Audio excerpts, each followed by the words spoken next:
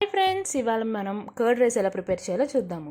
ఇది చాలా easy process, కానీ మీరు టిప్స్ అనేవి ఫాలో అయితేనే మీకు పర్ఫెక్ట్ కర్డ్ రైస్ వస్తాయి. ఇంకెందుకు ఆలస్యం, వెళ్ళిపోదామా? Welcome to tasty foods. Please like, share and subscribe my channel. Please click the bell icon, you will get the notifications.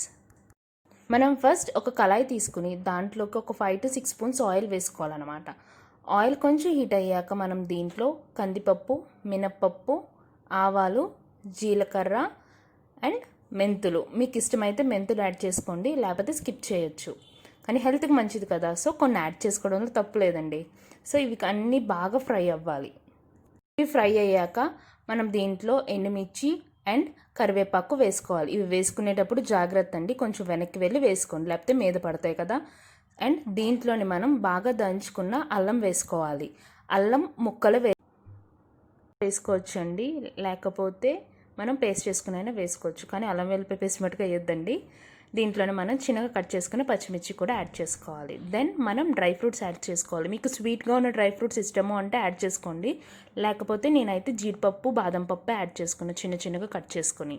ఇప్పుడు మనం కొత్తిమీర వేసుకుని కొంచెం ఫ్రై చేసుకున్నాక మనం స్టవ్ మటుకు ఆఫ్ చేసేయాలి. ఇది కొంచెం ఫ్రై అయ్యాక నేను దీంట్లోకి బాగా చిలికిన పెరుగు వేస్తున్నాను. మజ్జిగ కాదండి, పెరుగే వేసుకోవాలి.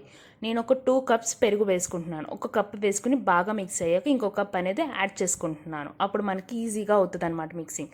తర్వాత మీకు సరిపడా సాల్ట్ అనేది యాడ్ చేసుకొని దీన్ని బాగా కలుపుకొని ఒక 2 minutes అలాగే పక్కన పెట్టేసుకోవాలి.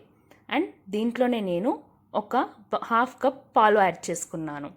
సో బాగా మిక్స్ చేసుకున్నాక మీరు బాగా చల్లారిన అన్నమే దీంట్లో యాడ్ చేసుకోవాలండి, అప్పుడే మనకి జ్యూసీగా ఉంటుంది. ఒకవేళ మీరు వేడివేడి అన్నం వేస్తే కనుక పెరుగు మొత్తం ఇరిగిపోయినట్టు అయిపోతుంది. అండ్ నేను ఇందాక పాలు యాడ్ చేశాను కదా, 2 cups నేను కర్డ్ తీసుకుంటే 1/2 cup అనేది పాలు పోసాను. ఎందుకంటే పాలు యాడ్ చేస్తే మనకి ఎప్పుడు జ్యూసీగానే ఉంటుంది, ఎప్పుడు గట్టిగా అయిపోదు. సో చూసారా టిప్స్ ఎలా చెప్పాను? సో మీరు ఇదే విధంగా మీరు చేస్తే కంపల్సరీ మీకు జ్యూసీగా ఉన్న కర్డ్ రైస్ అనేది వస్తుంది, సేమ్ హోటల్లో తిన్నట్టే ఉంటుంది.